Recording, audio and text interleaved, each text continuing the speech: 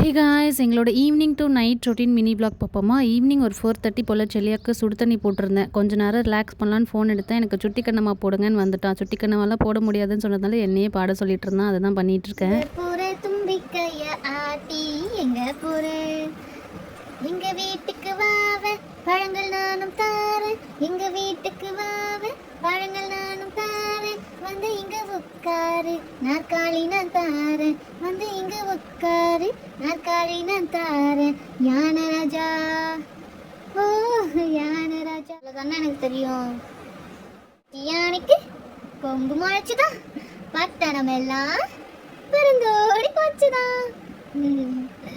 Okay done done done போதும். தண்ணி சூடாகிற வரைக்கும் இப்படி தான் அவனோட பாட்டு பாட வேண்டியதாக போச்சு. ஸோ டெய்லியெல்லாம் இந்த மாதிரி பண்ண மாட்டான். என்னைக்காச்சும் ஒரு நாள் வந்து பாட்டு பாட சொல்லி ஒரே டார்ச்சர் பண்ணுவான். ஆனால் நேற்று ஃபுல் டே அவன் வந்து பாட சொல்லி ஒரே டார்ச்சர் எல்லாரையுமே. அதுக்கப்புறம் குளிக்க வச்சுட்டு ஜம்முன்னு ரெடி பண்ணி எங்களோட ஃபேவரட் பிளேஸ் மாடிக்கு வந்துட்டோம். மாடிக்கு வந்தால் என்ன பண்ணுவோன்னா, ஒரு 10 நிமிஷம் நல்லா ஓடி ஆடி விளையாடுவான், பயங்கரமாக ஓடுவான். அதுக்கப்புறம் கால் வலி எடுத்துக்கும். நாங்கள் கீழேருந்து எடுத்துகிட்டு வந்த டாய்ஸ் வச்சு ஒரு 10 நிமிஷம் விளையாடுவான் என் கூட. அதுக்கப்புறம் கொஞ்சம் நேரம் அவன் போய் தனியாக விளையாடுவான். அதுக்கப்புறம் டேப் கிட்டே போய் நின்றுட்டு டேப்பை ஓப்பன் பண்ணுங்க அப்படின்ற மாதிரி கொஞ்சம் கேட்பான். அதுக்கப்புறம் நானும் கொஞ்சம் நேரம் ஓப்பன் பண்ணி விட்டுட்டேன்னா அதில் ஒரு 10 நிமிஷம் அந்த மாதிரி விளையாடுவான். ஆனால் அதுக்கப்புறம் இந்த சன்செட் ஆகிற டைம் இந்த 6 மணிக்கிட்டலாம் நிறைய காக்கா குருவி நிறைய பறவைகள்லாம் அதோட வீட்டுக்கு போகுமா. ஸோ நிறைய பேர்ட்ஸ் வரும் இந்த இடத்துக்கு. ஸோ அதை கொஞ்சம் நேரம் வந்து வேடிக்கை பார்த்துட்ருப்போம். அவ்வளோதான். அப்படியே ஒரு 1.5 மணி நேரம் வந்து டைம் பாஸ் ஆயிரும் மேலே வந்தோன்னா எங்களுக்கு. அதுக்கப்புறம் கீழே போயிட்டு பால்லாம் சூடு பண்ணி அவனுக்கு வந்து பால் குடிப்பாட்டி விட்டுட்டு தூங்க வச்சுருவேன். அப்புறம் 8:00 அந்த மாதிரி தான் எந்திரிச்சிப்பான். 8:00 எந்திரிக்கிற வரைக்கும் நான் கொஞ்சம் ஃப்ரீயாக இருப்பேன். அதுக்கப்புறம் வீடியோ எடிட்டிங் ஏதாச்சும் இருந்துச்சுன்னா அதை பண்ணுவேன்.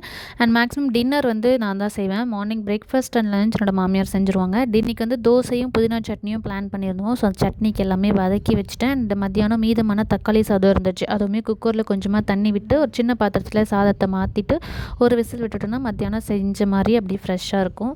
ஸோ அதை தான் வந்து பண்ணிகிட்ருந்தேன்.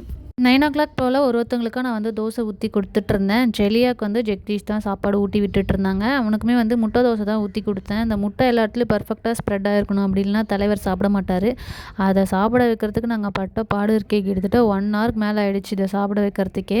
இதுக்கப்புறம் நானுமே வந்து டின்னர் சாப்பிட போயிட்டேன். டின்னர் சாப்பிட்டுட்டு செலியை வந்து வாங்கிப்பேன். அதுக்கப்புறம் ஜெகதீஷ் கொஞ்சம் ஃப்ரீயாக சாப்பிடுவாங்க. எல்லாருமே சாப்பிட்டு முடிச்சுட்டு ஃப்ரிட்ஜில் வைக்க வேண்டியதெல்லாம் ஃப்ரிட்ஜில் வச்சுட்டு சூடு பண்ண வேண்டியதெல்லாம் சூடு பண்ணிவிட்டு எல்லா பாத்திரத்தையும் எடுத்து போட்டு வாஷ் பண்ணி அடுப்பு ஃபுல்லாக தொடச்சிட்டு சிங்க்கை க்ளீன் பண்ணி கிச்சனை நீட் பண்ணிவிட்டு அதுக்கப்புறம் தூங்க போயிடுவோம். செலியை வந்து உடனேலாம் தூங்க மாட்டான். திரும்ப அவனுக்கு ஏதாச்சும் என்டர்டெயின்மெண்ட்டாக வந்து வச்சுக்கணும். கொஞ்ச நேரம் பெட்டில் குதித்து விளையாடுவான். அதுக்கப்புறம் திரும்ப பாட்டு பாட சொல்லுவான். அதுக்கப்புறம் தூங்கவே 12:00 ஆயிரும்.